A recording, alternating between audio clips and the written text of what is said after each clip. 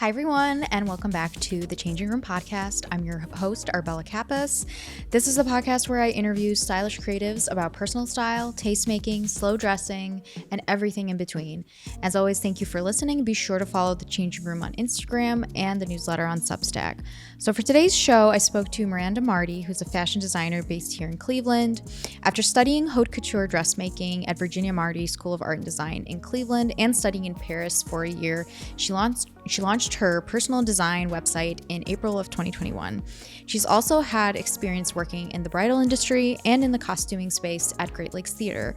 So she shared with me her experience on all facets of design, art, and inspiration. I'm very excited for you all to hear this episode. Let's get into it. So thank you for being here. Welcome to the Changing Room. I'm so happy to have you on. So with each guest, I kind of like to start with the question, tell me about your outfit, any stories behind it, and just kind of give me a little description. Thank you so much for having me. So right now I'm wearing, this is my favorite thing I own. Well, not own, but like my favorite garment that I have. And it's a vintage Yves Saint Laurent Rive Gauche. And I found this at a thrift store when I was living in France that it's one of the most amazing vintage shops. It's called Thanks God I'm a VIP. And I was heading home like permanently back to Ohio in a few days, and I wanted to bring something special home with me, and I walked into the shop and I found this, and I was like, I need to bring this home. And it was funny because I was at the end of like my funds at that point. So I like was getting rung up, and I asked the guy ringing me up, do you offer like a student discount? And he was like kind of scoffed at me and was like, not on Yves Saint Laurent. And I was like, I understand. Like, and then I just like kind of winced and handed him my card, and I was like, I knew this would haunt me if I didn't get it. So I was really happy. It's just beautiful. Went for it. Thank you. And I love how you styled it with like all black. Like it just kind of like, it looks so sleek. Thank I love you. a good vest of any kind. I have kind of a sort of similar one that I think is like Liz Claiborne that I thrifted. But yeah, I just love styles like that. And tell me about your earrings again. Oh, so these I found at Flower Child here in Cleveland, and I don't know, I needed them. So they're amazing. I like immediately looked at them when you came in. I was like, they remind me of Schiaparelli a little bit. Just like the gold and the black is just so cool. Well, I love that. And yeah, I definitely am excited to get into kind of hearing more about your time in France and all of that. But I guess we can first get into I really would love to hear about your history with making clothes. Like, how did that start? Was it like a childhood thing? Kind of how did you first get started with making garments? Yeah, so honestly, I really started diving into clothing making in college. I didn't have much sewing experience up until then, besides some like home economics classes, and I took a fashion fundamentals class in high school. And I was 17, and the question was coming like, what are you doing with your life? And I'm like, well, I don't really excel at any of my classes except for my art classes. So I was like, okay, well, I like fashion and I know how to draw, so let's take a stab at fashion design. And my family laughed at me at first. They did not think I had tough skin to do fashion design because it's such a cutthroat industry. And it turns out, at that point when they told me they didn't think I could do it, I was like, okay, now I have to go through with this. Yeah. And Yeah, from that point, I mean, they were actually right. I was crying like every day because it was so stressful when I Yeah. started my basic sewing class. I was like crying every day. I'm like, this is hard. But I mean, I made it through like somehow, but no, it was really very difficult at the beginning. But Yeah. yeah, I really didn't start sewing until I started college. Yeah. And what college did you go to? So I went to a place called Virginia Marti College of Art and Design. It's no longer around, which is so sad, but it was just like a small art school here in Cleveland, and the educators were so brilliant, and the classes were really small, and you really got the personal attention that you needed to really thrive and just excel in that program. And yeah, the classes were very like intensive. They were 10 weeks long each course, and you learned so much in that 10 weeks. And we were making like 3 garments a week. Like, Wow. yeah, in those classes. Wow. On top of like your art history classes, your economics, your anatomy and figure drawing classes. So it was really a lot of work in a short amount of time. But I really do owe like all of my skill to that foundation I was building at that school. Yeah. And I remember, so I first interviewed you when you, I'm going to get the year wrong, but I think it's 2021 that you showed your pieces at a local fashion show here. And I was working at Cleveland Magazine at the time. And I remember when you said Virginia Marti, I was like, oh, that's like literally a hop and skip away from my house. And I literally took like oil painting classes there. Oh my gosh. Yeah. And it was like an extracurricular. Like it was in high school. And I remember there was like a brief moment of time where I was like in high school considering maybe being a fashion designer, because I was also loved drawing, loved, all things artistic. And my dad was even saying like, well, like, and he was like a proud Clevelander. So he was like, there's this amazing school right down the street. You don't even have to go anywhere, like blah, blah, blah. Like, and he was so excited. But it just didn't end up that way because didn't want to study it, but I did end up taking some like art classes there and seeing kind of the inside of the building and all the pieces. And it was just so cool that there's just this like design school there.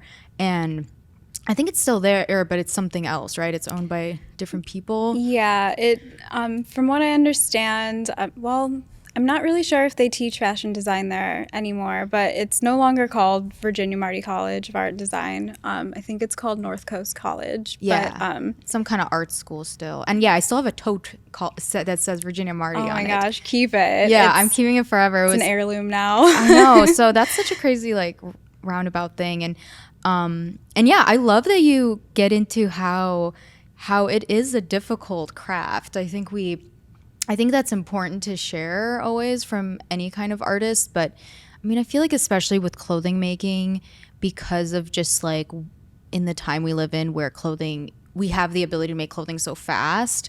Like, I think this is why I love talking to people who like make it and studied it and, took the sewing classes and really like, the craft of it, that it takes time to like even learn the basics, So yeah, I mean, that's totally understandable that you were like, everyone has to start at some point and it's hard. Yeah. Yeah. And I am so thankful for those. I think I finished my education in fashion design within like 2.5 years at Virginia Marti College. And from the start to like the end, in the beginning, I couldn't even sew a blouse or anything. And then at the end, I was sewing like couture gowns. And I was like, just looking back on that now and just seeing how far I came in that short amount of time, like, is pretty amazing. Yeah. And I really will forever cherish like the education I got there. Absolutely. And, do you remember the first like piece of clothing you ever made? Besides boxer shorts and home ec that mysteriously went missing that I did not pass in that class. But the first garment I made, like start to finish, was a strapless white dress in high school in my fashion fundamentals class. And it was completely see-through. I chose the wrong fabric altogether, but I was pretty proud of it. That was the first thing I ever made that I was like, okay, like this is a garment, and I made this with my hands. Like, yeah, absolutely. I love that. And so then you spent some time in France. Tell me a little bit about your time then. So where you studied there, and what was that overall experience like? Yeah, so I knew that I wanted to continue studying haute couture, but I did feel like a lot of my training was, it was from a different time, and I just really wanted to see what it was like in the modern world to be studying that. And I knew initially that the school that I dreamed of going to was a French-speaking school, so I didn't speak French at all. So I decided to become an au pair for the first year I was there, and I lived with a French family, and they taught me the language. Wow. And I think about 6 months went by, and I was living with the family, and my hosts like sat me down. It was like right after the holidays, and they're like, okay, Miranda, what are you doing? And I'm like, what do you mean? And they're like, you need to start applying for schools. Like, we know this is why you came here. And they kind of gave me a pep talk. They're like, we know, like, you wanted to do this. Like, don't let this opportunity pass you by. So, like, for the next 2 or 3 months, I was brushing up my portfolio, and they were so kind. They were kind enough to proofread my motivation letters in French and like help me with my CV and make sure it sounded like legit and not like I had like beginner French level skills, which I did. So I applied for a few schools. I got rejected to a couple, but I did get a call back for an interview for École de la Chambre Syndicale, and that was the one school that was completely taught in French, which is the one I wanted. And they wanted to meet with me, so I was like, okay, like, you need to prove to them that you can speak French, because they're not going to let you like get in if you can't understand the language. So I kind of just planned out like some questions that I anticipated they were going to ask me, and then I memorized those responses in French. Wow, yeah. And then the next day I was on the train, and I was brushing up on my interview questions, and I got off 2 metro stops like too late for the interview. And then, so I had to like get off and like run all the way to the school to get to my interview. It's like a movie. I was a few minutes late, but I remember rolling up to the school, and there were all these people smoking outside, and this man opened the door for me, and he was, you know, putting out his smoke, and he was wearing jeans and Converse, and like, and I went to the front desk, and I'm like, I'm here for the interview, like, I'm sorry I'm late, and like, the guy's like, the interview's with me, and he was so casual, and like, wow. and I was dressed like to the nines, like way overdressed and sweating crazy. And yeah, so then I presented my portfolio to him, and he did not seem impressed. But we did have like a moment of connection, because he liked my inspiration for one of my garments. It was like a Spanish work of art, and I think he really liked that. And then he's like, well, it looks like your portfolio needs some work, but it looks like you might need to, or he said, looks like you know how to make clothes though. So he took like some photos of like my portfolio and sent it off to like be evaluated. And then I got a call a few weeks later that I was accepted. And then I was like, okay, now I really have to learn French because I kind of faked my way through that interview. But you learned enough to go through that like very stressful evaluating process. So I mean, that's something. I am kind of a believer in like fake it till you make it. And honestly, I'm really glad I did that because I think deep down inside I was like, you're not going to be able to do this. And then I kind of just pushed myself to do it, and it all ended up working out. So and you showed like what you could bring to the table, like through your work. And it's interesting, like I think obviously you do need to know the language, but it's also like a school of fashion, so at the end of the day, like the work probably spoke for itself too.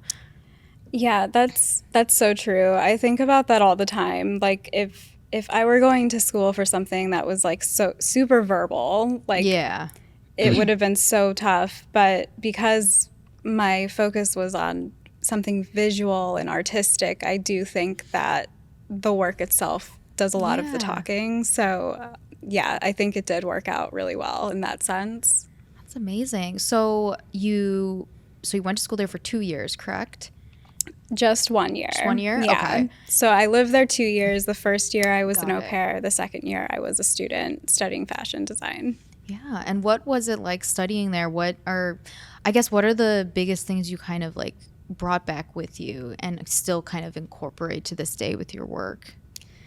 Yeah, there were a lot of things that I learned in Paris that I couldn't have learned in Cleveland. Like, they really did teach me how to put a portfolio together, which, I mean, I had a very basic amateur-looking portfolio that I put together at Virginia Marti College, but in Paris, they were like, this needs to be something you are working on constantly and building, and any sample that you make and any part of the process of a garment that you're making, like that is significant, you need to document and put this in your portfolio. And now my portfolio is like this big, but like when I first started, it was like just a few pages. Yeah. So I really liked they put so much importance on documenting your process and just some really valuable words of advice. I really am inspired by like historic fashion, and my professors were over it. They were like, Miranda, you need to look outside at the world around you and get inspiration from there because we've already seen all this. They were always wanting to see something they've never seen before, and a lot of my sketches, they were like, oh, Miranda, no. Like, we've seen this, been there, done that. Like, so I thought that was really interesting advice for them to give me, like, you're not paying attention to the world around you. Yeah. You're living in the past. Yeah, and sometimes that's easier to do, to just focus on the past, like, sometimes it's just less intimidating than kind of looking at the world around you, or even like your emotions or other people's emotions or things like that, and pull from that, because then that's really it's a little bit more difficult. It's just a different kind of approach. So that's definitely, I feel like, good advice, to like help push you in a different perspective how you view your inspiration process. Totally. And because they were so unimpressed with my designs initially, I had to really push myself creatively and like dig to the back of my brain to even come up with something that they might remotely be like excited about. So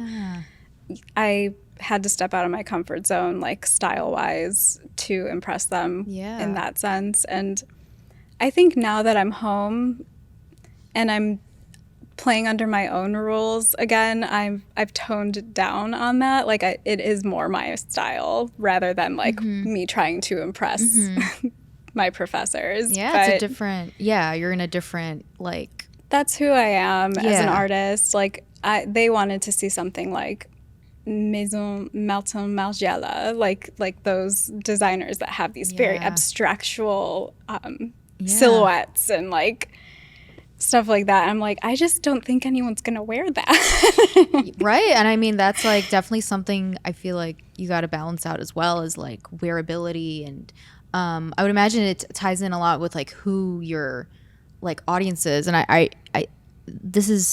had this question, I think, and I asked the last person who was a designer. I love this question. Like, who do you imagine wearing your clothes when you think of like the person? That was a really good question. I read that over and I really had to think about that because I think one of my biggest challenges that I go through as an artist is I tend to put myself before asking that question. Like, okay, like Miranda, I know you like this. I know you think it's pretty. I know you think it's wearable, but is anyone else going to connect with that? And I do think that people who have bought my clothes or like really like the style of my clothes, they tend to have some sort of educational background in like clothing making, where they can see the labor that went into it, and they're familiar with historic fashion because I'm always gonna go there. I love it so much. It's what inspires me. And they connect with it on an artistic level or like an artisan level. They have that context. Exactly. And I do think that is the person who wears my clothes is someone who understands the craft and not someone who's just buying something just to buy it. I think they know that there's a lot that goes into it, and there's a lot of passion and a lot of like turbulence in the journey as well. And now I want to jump a little bit back to your inspirations. And I think we touched on this a little bit when I last interviewed you, but like I feel like you take a lot of inspiration, obviously from fashion history, but also it seems like art and artwork is a big theme in your pieces. So yeah, talk me through like what really is like your inspirations for your pieces. So I guess when I'm feeling extremely motivated, it's when I'm looking at the fabric itself. And like the fabric is art to me. Like if I'm seeing a gorgeous bolt of like silk chiffon with this amazing print on it, like I know exactly what I want to do with it just by looking at it. Also, a lot of people who know me will totally see this, but I think my first actual connection with art was when I saw the movie Titanic when I was like 6 years old, and I was like, oh my gosh, like what is Claude Monet and like what is like this Edwardian costume that they're wearing? Like I really connected with that movie and with the art. That was kind of where it all started. And I love Impressionist art. It is my favorite by far. But so I'm really attracted to that era of art, and I do tend to sort of incorporate like those romantic and like dreamlike sort of themes in my clothes. At least that's how I visualize it. Yeah, love the Titanic. This is not the first time that film has been brought up on this podcast. I think it was episode It's so good. 3. Cassie, who's a vintage seller and amazing person in Cleveland, she loves Titanic, and she hosted like a Titanic movie night watch party at the bar she was working at. Oh, I missed that. I remember when that happened. Yeah. I was so sad to miss it. Yeah, but, there'll be more. Brilliant. Probably with her behind it, honestly. And I rewatched that like definitely once a year. It's one of those like once a year movies. And that first shot of Rose and like her hat and how it just frames everything, and amazing. That costuming was just so, oh my gosh, so impactful. I feel like for so many people. So and I can see it through your pieces, kind of the inspiration for sure, even with some of the silhouettes of the dresses. what's like a piece that you've either made in the past or even one that's like on your site now or you made recently that you feel like just is really you, like one of your favorites, but really just encompasses all these themes? So the robe Andre Antoine, it is like a silk organza. It has this sort of patchwork bodice on it of like black and white. That dress was something actually my professor in France, he pushed me to do. And I presented a collection of sketches to him, and he's like, none of these are really doing it for me. And he picked out like 2 of his favorites, and he's like, do a combination of those 2. And that's when I came up with that design. And I love how simple it is. Like, it looks simple, but honestly, it is almost like a mathematical equation, that dress. Like, and math is not my forte. So for me, that dress was kind of like, it is my masterpiece in my eyes. Yeah, I know exactly the one you're talking about. The shape of it is very interesting. And yeah, the simplicity kind of fools, or the view, like how simple it looks is a little bit deceiving, because I feel like so much like figuring out how the like pieces go together, I bet, went into it. Yeah, it was strange though, because it came kind of naturally to me, like the pattern making and the draping and just the way it all fit together like a puzzle so perfectly with no problems, which is not common in fashion. There's always problems. There's always things you're working out. And like for some reason that dress just came together so easily for me. And I also love how easy it is to wear. Like there are no complicated fasteners on it. Like you just kind of pop it on and don't have to worry about it. So I love the simplicity of the design, and also it feels like you're not wearing anything at all when you have it on. So and that's sometimes what you need, honestly. I love that. And yeah, and it seems like there's definitely a theme of like having a sense of ease in your clothing in the themes of your pieces. I feel like there's that easiness. And yeah, there's so many pieces that they when I look at them, I'm like, I want to just put this on and just like go on vacation and just like lounge. Like this is like, and just, but also look really elegant and glamorous but it's, yeah. So I love the wearability of them, but also just the detail of them. Thank you. That's so sweet. And I'm glad like that's how you perceive it, because that is what I want. I want my clients to look at that garment and kind of just feel the softness just of that. And like I have like the Mary Kay lounge set that I made for myself, and I really enjoy wearing it. Even pregnant, I'll wear it, and I'm like, this is the only thing that I can wear right now comfortably. So yeah, thank you for saying that. And of course, and I guess that's a good segue into I would love to also talk about your own personal style. So I guess first off, like, how would you describe your own personal style? How you get dressed in the morning?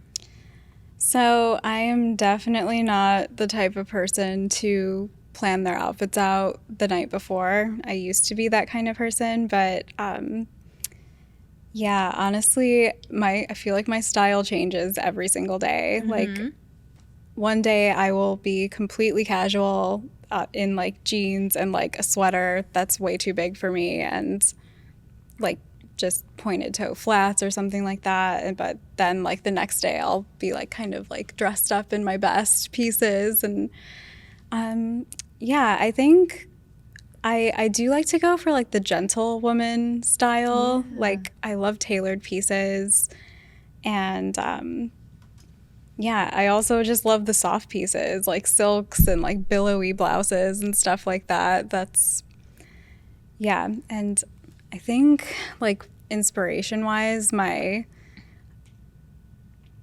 style icons would probably be like Katharine Hepburn or Carolyn Bessette Kennedy. Yeah. Like, it's kind of a mix of many different things. And then just Yves Saint Laurent, all of his clothes are so glamorous, but also so, they just seem so appropriate. Like, and they're just so beautiful, artistic and colorful. I love that. Any other designers you take inspiration from, either for your own style or even for your own designs? Yeah. So I love Jill Sander. Love Jill Sander. And I love the Row. My cousin makes fun of me because she's like, you'll love anything they do, even if it's terrible. And I'm like, it's true. I love everything they do. But yeah, I love the minimalist style as well. Like, it's beautiful and it's understated and the clothes do the talking. Like, you're like, that is a nice coat. I love that. And you can tell. You don't need to do anything else. Just wear the coat. Yeah. Sometimes it's just, you see something and you don't even have to analyze if it's good or not. It's just like, it looks good. It is good. You know, like a well-tailored. And yeah, I think like well-tailored clothes have that effect. Like, it's just good. It just fits well. It feels good. Yeah, I love the Row too. Oh my gosh, their pieces are amazing. And they're really easy to also, even just the way they style their pieces, to just like take inspiration with like what you have. Because because it's like very basic silhouettes, but they kind of style them in a very almost experimental way.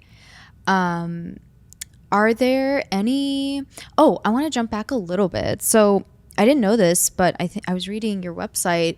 I had no idea that you worked in the bridal industry for a bit and the theater.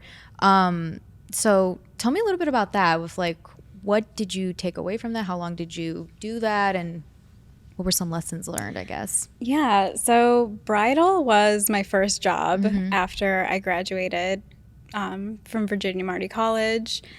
And I'm going to say right now, that is a tough industry. Yeah. Every part of it. I worked both in alterations and then also in sales. Like, I got a taste of a little bit of everything. Yeah.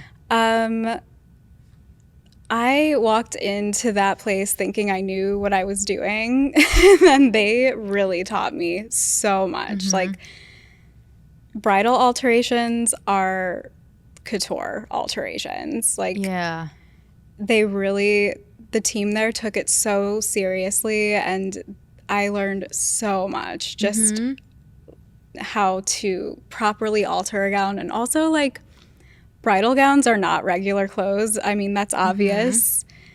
But there's all of these inner workings in a bridal gown that there's just so much on the inside that, like, people don't see to make it a functional piece, from, like, the crinoline and to get the correct silhouette, and then, like, the bustle, and also just, like, the bodice itself. There's so much going on, like boning and snaps and hooks and, like, inner corsets, and you're just like, okay, this is a little piece of, like, the Edwardian era in a sense. So that was really interesting, and it was hard.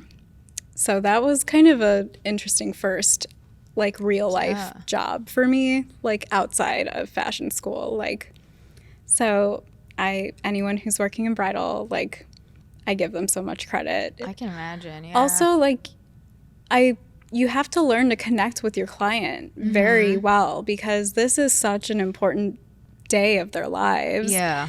They're already stressed out, so they're not in, like, the most calm state of mind. So learning really how to work with a client, like, in that state is a big, like, learning curve, but it's a really good experience. That's amazing. And then you worked for, was it Great Lakes Theater? Yeah. Yeah, what was that like? Oh my gosh. That was one of my favorite jobs ever. Yeah. It was so fun. I just needed a change of pace, and I love, like, historic costumes. So I'm like, should I, like, look into theater? And I got a call, and they're like, we're doing Les Mis. Do you want to dress backstage for it? And I'm like, of course. So I, like, roll up to the run through. It's in a gymnasium, and I'm just thinking, like, this is going to be like a high school production. these people were singing opera, like in this gymnasium. They're all wearing like crinolines and like sort of silhouettes to emulate what their costume's going to be, but and like tennis shoes and stuff.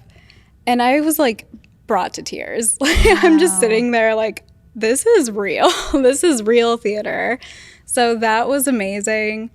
So I dressed backstage, which was actually my favorite part of working there because it was so chaotic. And did you do like quick changes? Yes. Yeah. And so cool. Honestly, like I tend to thrive in that sort of like chaotic environment, like as opposed to like, you know, a very like scheduled setting, you know, where you know what's going to happen. Yeah. Like I like when I don't know what's going to happen. And yeah, so that was amazing. And then I also worked in costume production, and that kind of taught me that there is no impossible task. The directors would come into our costume studio with the costume designer, and they would give us their vision. They'd be like, I think we were doing The Tempest for Shakespeare, like a Shakespeare production called The Tempest. And she was giving her vision for like a fantasy creature. And she's like, I want an 8-foot tall, cylinder-shaped disco ball looking thing, like with covered in sequins. And I want the lights to be hitting it on the stage, and I want the whole theater to shine like a disco ball. And I want 3 of them. And I want little jingle bells, like I want little jingle bells sewn to the hem of them so that they make noise when they come out. And I'm just looking at the whole team. I'm like, we're not doing this. Like, this is impossible. But like, sure enough, the day before the production's going on stage, we're sewing on those jingle bells. And I'm just like, okay, like there's never an impossible task. But it's so funny when they first come in and tell you the vision, because you're like, you're out of your mind. You've lost your jingle bells. Yeah, seriously. Wow, that's crazy. I loved that job so much. Yeah, that was amazing. And I believe Tom Hanks got his start at Great Lakes Theater. He did. So that's a little fun fact. What year did you do Les Mis? Do you remember? That had to have been 2014, I think. I think I saw that at one point. Oh, it was so good. Yeah, I definitely saw that. It was 2014, because I was like just finishing high school. That's crazy. It was an amazing show. It was amazing. Lots of amazing shows just in Cleveland in general, I feel like. Yeah, I didn't realize until then how serious theater production was taken here in Cleveland. And like, I didn't know that Cleveland was known for that either until I was like working there. Yeah. So it was really amazing and such a good experience. And yeah, I should go visit them and see something they're working on soon, because they just don't put on a bad show. So. Yeah. And I feel like it's so cool to hear just all these different, I mean, both the bridal industry and the theater space, both are such high stress, intense, areas of making clothes. And how would you compare it to kind of like your relationship to making clothes right now? Because you have your brand, and how's that different now? So you need to work fast in bridal and in costumes. And when I'm just doing my own thing, I am very relaxed. I'm like, you're on your own schedule. Like, unless I'm working with a client, of course, then there's a deadline. But even then, I'm much more relaxed, and I'm able to plan my process out without the stress of my team kind of like coming at me and saying this is all wrong. It's like, I just tell myself that if it's all wrong. But yeah, I definitely feel working on my own designs is a much more laid back environment than working in bridal and in theater, for sure. And what has it been like with just so you're going through obviously a lot of personal changes right now with being pregnant. So how has that been like preparing for the baby and still working on your pieces at home and even how you get dressed? If you want to just share a little bit, because I know other people are definitely go through similar things trying to balance Yeah, all that. yeah, it's really exciting. I've lots of, moving things around, having to prioritize new things. As far as my like adapting my style goes, I've somehow managed to not have to purchase any maternity clothes, and I've been able to comfortably work with what I have to dress. But that's changing a little bit now, being in the last couple months. Yeah, but I'm just thankful for stretchy dresses, and I'm Yes. thankful that my style, I kind of have always leaned more towards like an oversized look. So I'm like, okay, this works. Works. Yeah, but and with my designs, they have been put on hold quite a bit, but I have a huge pile of like repairs at my house, and I'm like, I got to get these done now, because if I don't Yep. do this now, they'll never Talk about happen. a deadline. Yeah, that's a legit deadline for me, Yeah. because my mom is so sweet. She's so patient. She gives me something like, and I have it forever. She never complains, but I'm like, I'm getting this to her before this baby comes. Like yeah. Anyways, and my husband too, like all the holes in his jeans. I'm like, what are you even doing in these jeans? Like, how do you destroy them like this? My But fiance's the same way. He's like, I'm like, you haven't even worn these for that long. Like, what happened? it's honestly remarkable. But yeah, so I'm like, okay, if I don't do this now, then it's as good as in the garbage. So just Yeah. get it done.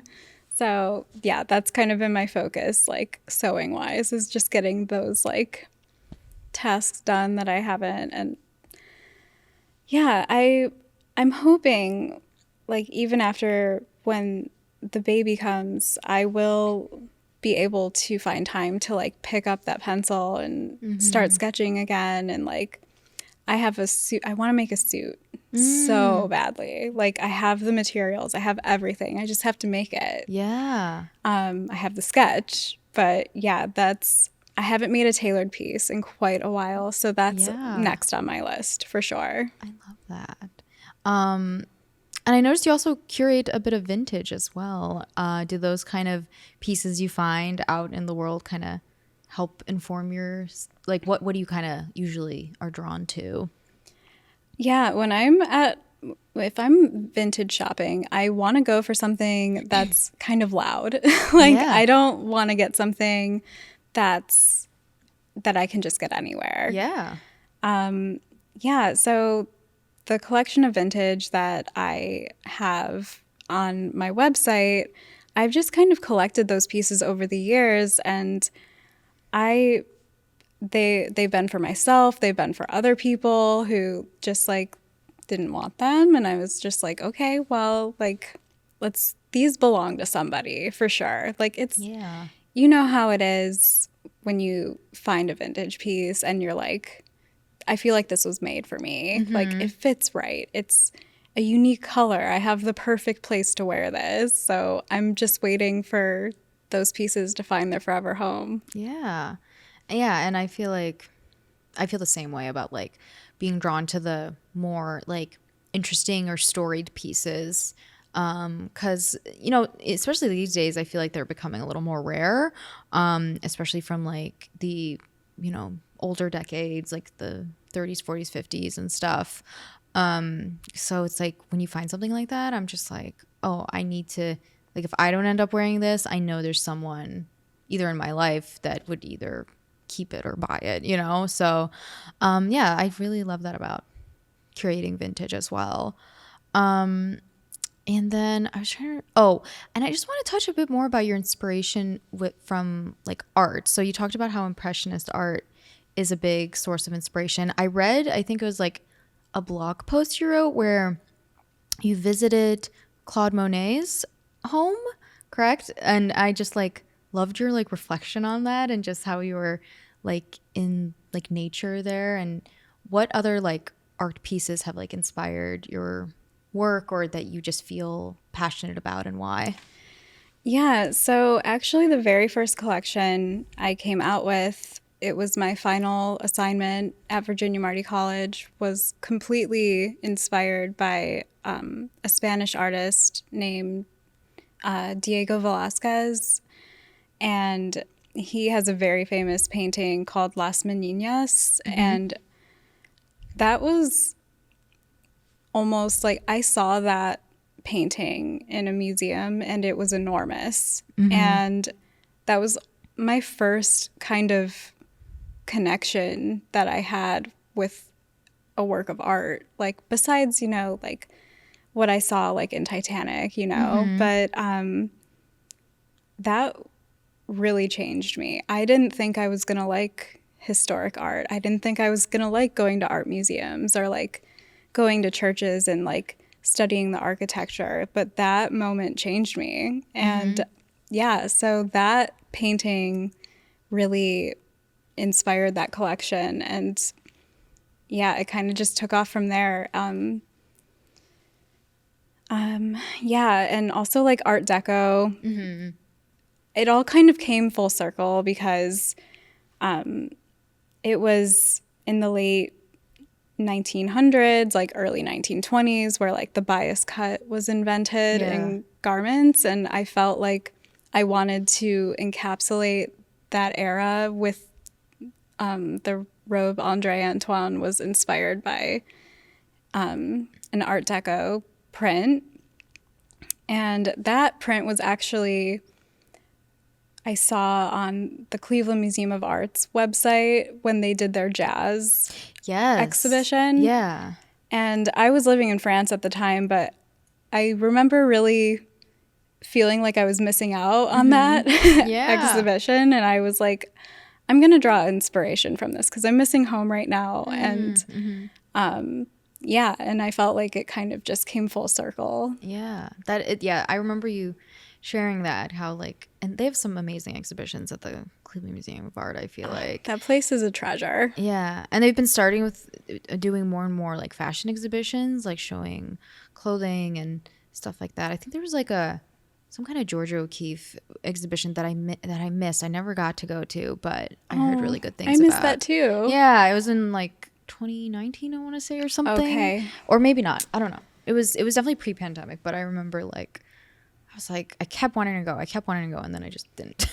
Yeah. So if any out of town listeners are ever in Cleveland, definitely hit up the museum. Yeah. You'll need more than a day for sure, but magical place. Definitely. And it's like a gift. Like you don't have to pay. I mean, if there's a special exposition, you have to pay, but like if you just want to take a day to breathe and see some priceless works of art, like you just walk right in. It's amazing. Awesome. Well, I think that's pretty much it. I think we wrapped at about an hour. And we kind of talked about more than I even was like had listed. So thank you so much for coming by and sharing your process and giving me an insight of everything. But yeah, thanks for being here. Thank you so much for having me. This was so much fun. Yeah.